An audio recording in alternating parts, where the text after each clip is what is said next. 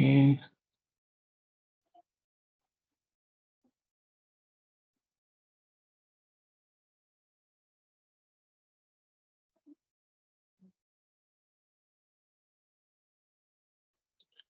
Okay, can you see my screen?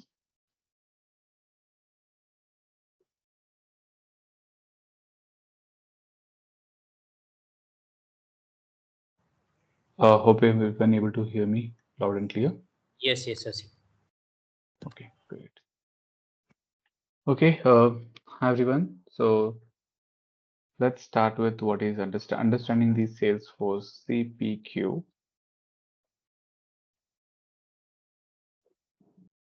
So what is first, let's understand what is CPQ stands for. You know, it's a configure, price, quote, right? That is a full form of CPQ. What is CPQ is? So configure, price, quote. But we need to know what exactly the Salesforce CPQ is and where exactly we use in projects in real time, and also what this CPQ is all about, right? So if we take a problem statement, let's say if we want to purchase any product. So we went to, let's say we want to purchase a laptop. Okay. The laptop, we went to a store and we meet a sales rep, sales team, salesperson, and we ask for a laptop. So what we ask for a laptop configuration, right? And the shopkeeper, the salesperson, first asks a couple of questions, right? Um, what is the laptop, or like what is the use of laptop? Like what it is intent to use? How we are going to use this laptop? So based on our answer, like based on that answer, the like what is the budget, what is the use?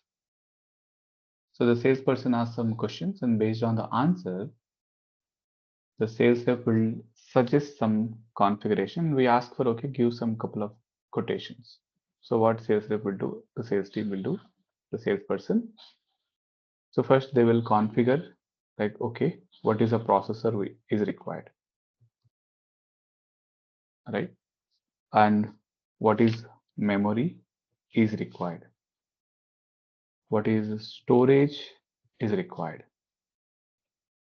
For example, let's say if we want uh, whether it is i3 processor, i5 processor, they may have so many different processors. They may have AMD processor. In AMD also we have so many processors. Okay, so the salesperson will suggest they have a lot of inventories. In that inventory, sales rep will select, okay, for programming purpose, you can take i5 or i7. And what is memory? So they may have 4 GB RAM. They may have 8 GB RAM. They may have 16 GB RAM. They may have 32 GB RAM. So there are a lot of inventory. They will suggest, the salesperson will suggest us, okay, you go with this RAM. So they in that they will select one RAM and they'll in the add the configuration. And the same thing for storage also. It can be 1 TB, right? It can be 2 TB or it can be 512 GB hard disk. In that inventory, the sales rep, the salesperson will pick the product option in the laptop and they will suggest us, they will give a final quotation, okay? For laptop, it cost you 50K. In that, so we added i5 processor, 8 GB RAM, 1 TB hard disk. They will give the complete quotation to you, right? It's just for small products. Let's say, think about in a big picture. If you're in a business to business or a business to customer, like we have two type of sales, business to business and business to customer, direct to customer. If I think about it in a big picture, let's say we have a healthcare products, we have a like mechanical products. Even if I take a car engine, let's say Maruti purchased some XYZ the engine from all the parts from all the engine parts from the different vendors. And in the if I take the engine as example, that engine contains so many subproducts. Laptop we can say just okay, it's a RAM memory, that is a RAM, storage, hard disk, or processor, and motherboard or few things. But just imagine if I take a the industry different in the healthcare industry.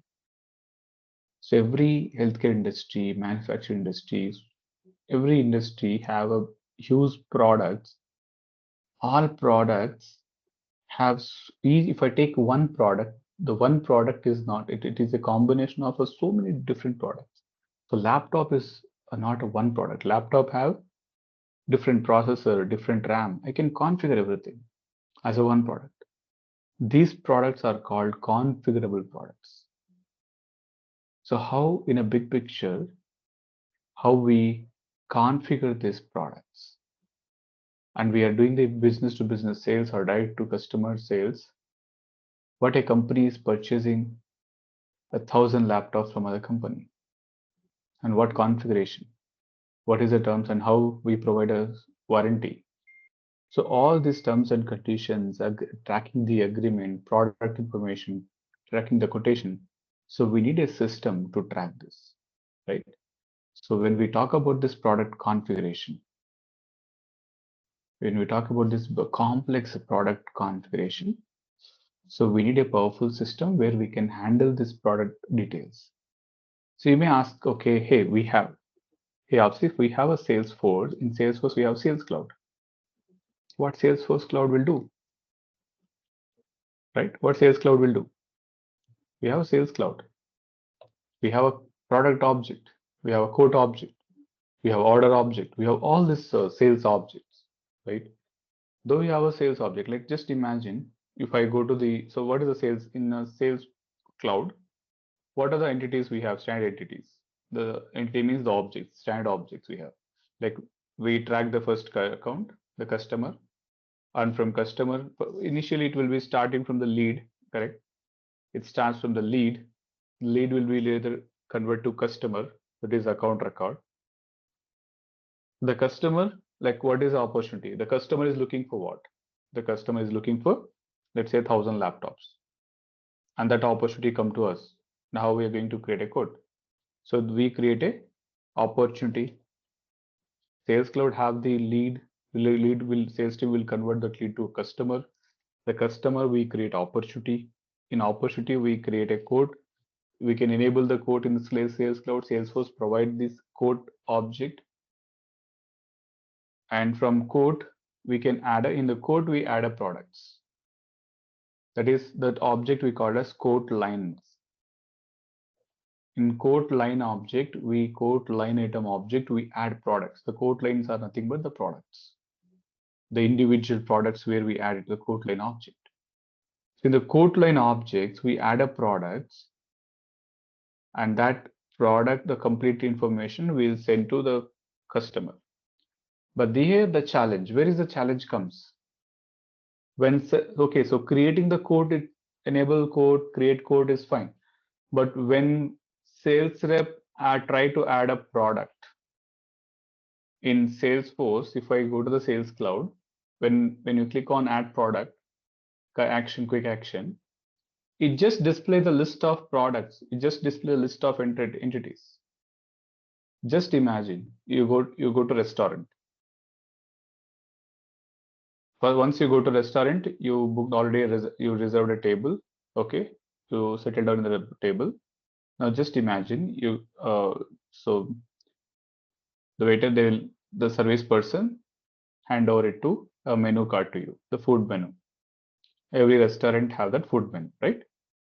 Just imagine there is a one menu, and all the options, like all the food items, are just in a one single line, or we have many pages, but all are in just randomly they have added all the items, and from that you need to pick a product.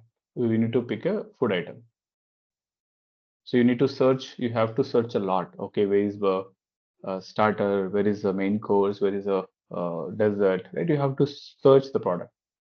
But if you generally see in a menu, we have a separate starters and all the starters grouped in this one page. In another page, you see only the main course. In another page, you see only the desserts, which is easy to pick. Which is easy to pick, right?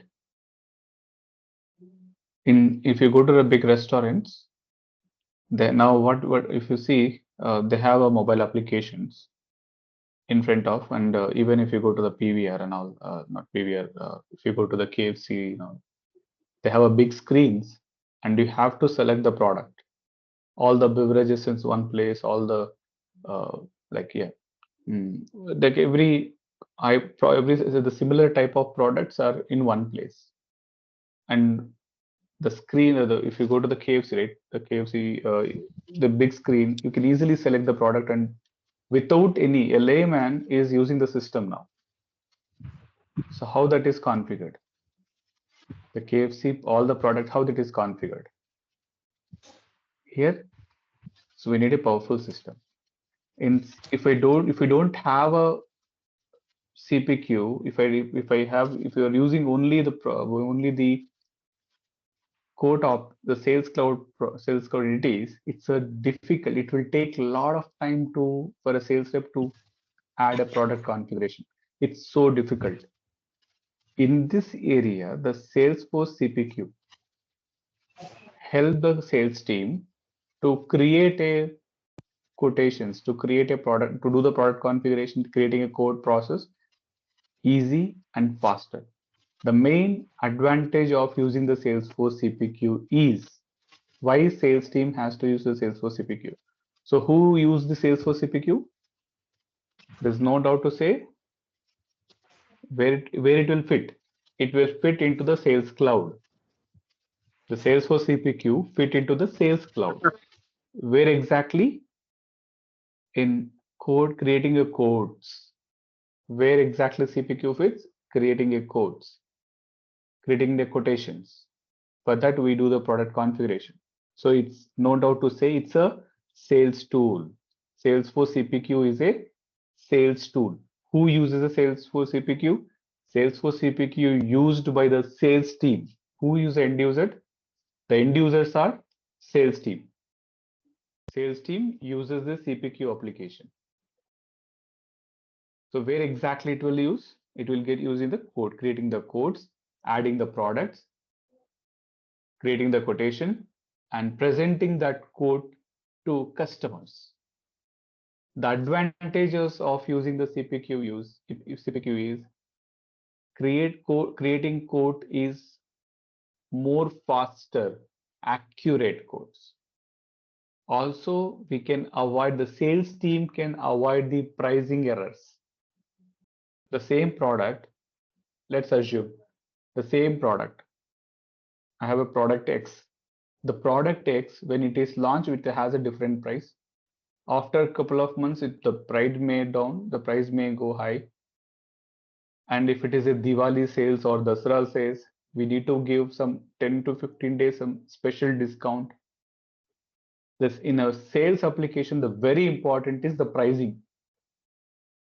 If we don't have not only the product configuration, the next bigger challenges what sales team will face is the pricing discount. So we need a powerful system. The sales team requires a powerful system where they can eliminate the manual work. The system should suggest to the sales rep to creating a accurate quote without any pricing errors. That's where the CPQ comes here. The Salesforce the CPQ products help the sales team creating a right quote, accurate quote with the right pricing, applying the correct discounts to the customer based on the customer needs. That's where the CPQ comes into the picture. Okay, so the one product configuration is one part, and after the product configuration, the pricing, how we calculate the pricing. The same product, the same company may selling to the different customer, and one customer comes back and saying, hey, we would like to have more discounts. So how the company can provide a discount only to that customer, not only the current discount. Even they say next 1 year we want discount. We are going to purchase this product the next 1 year we may purchase this product a lot of times. We want more discounts on this. So not sales rep, not a sales manager. Who should remember this? The system should remember whenever that customer is purchasing, the system should apply the discount. The system should be more intelligent. It should guide the sales team. Hey, to sell the product. And also, if you when you go to the stores and when you are purchasing a product, let's say you want to purchase only laptop, but most of the time in our real time, when we go and purchase the product, and let's assume that we want to purchase only laptop. Our main intention is to purchase a laptop. But when you go to store, when we return, are we return with only laptop? Yes, are we return only with laptop? Or we may purchase more products. That can be small things, right? We may purchase the headset. Initially we don't have thought to purchase, right? When we return, are we return with the same product? There's 99 chances, 19% we purchase more items, right? Why supermarkets are so demand? Like if you go to the events now, tier 2, tier 3 cities also have a supermarkets. Initially, in a small towns, like if we have our own, if you want to purchase some food items, like anything, groceries or something, first we used to write our like what we want, and we go to the stores and we only take those items. But now we go to store supermarkets. So we take the 10 items what we want to purchase, and we take 20 items which we don't want. Initially, that is not primary need, but still we purchase so many different items. That's a marketing strategy, the sales strategy, not marketing, the sales strategy, right? So when we go to super, we won't purchase only that product. This is called upsell. In the sales terminology, this is called cross-sell, upsell. But here in the system, the customer is not visiting supermarkets to see the other products and they are interested to purchase. But system, how a sales rep, let's say I'm purchasing a laptop, the sales team main intent is like selling more to more. Once the customer is here, they wanted to sell like more products to the same customer. They won't look for other new customer. Once the customer is here, try to sell as much as possible. That is called cross-sell, upsell. Cross-sell and upsell. This is very important in sales. So that's here, why we are talking about the upsell and cross-sell. If they are using a right Cpq system, the right Cpq product, the product should give the product should help the sales team to do the upsell and cross-sell. Hey, this is it has to prompt.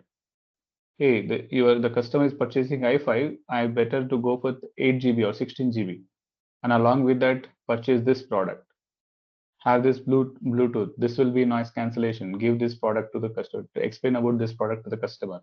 The system should help the sales rep, help the sales team to do in a cross-sell and upsell. So the sales team needs a powerful product, the Cpq product. So it helps the sales team to create accurate code without pricing errors. And here heavy competition in sales. Let's say if I want to purchase a laptop, I will not go to a X showroom. I may go to A showroom, B showroom, showroom. I inquire in multiple showroom. Finally, I decide which person is giving, which store I am getting a low price, good quality, and who is giving the nice response. If the system, if the sales rep is using the nice system, right? They will have, okay, they can create a code quickly and present to the customer in a nice way. Having the right pricing without any errors, if you present to the code quickly and with a more good response, you will gain more sales. The company will be in profits. That's why the CPQ is very important in sales, especially in a product like more complex, selling the more complex products, like where we have a more complex pricing involvement, and we like the various type of discounts, right? So here the CPQ system serves here. Okay, we may have like a lot of examples like this. Okay, if you have seen apple.com, let's say I want to purchase here. See, this is another CPQ application. I'll show you in the live. So if you go to the Mac, let's say I want to purchase a MacBook. Okay, so here's a Mac. I want to purchase a Mac. I'll select the MacBook Pro.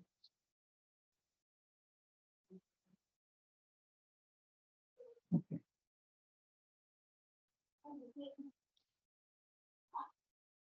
So I want to buy this product. Okay, so what we want? So there are two options we have, 14-inch and 16-inch. Let's say I want to purchase 16-inch M3 Max. That is a processor. So I'm selecting the processor. It has two options. Okay. So two products I got in my inventory. So my catalog. This is a product catalog. In this product catalog, we selected one product. What is the cost of this? Oh, 3,699. Oh my gosh. Okay, cool. If you see here, this 3,700, 699 is cost of what? We are getting, in this cost, we are getting M3 Max processor, 48 GB RAM, 1 TB hard disk, 16-inch screen, 140 volts USB-C power adapter. That's what it is include. Now we want to upgrade this product.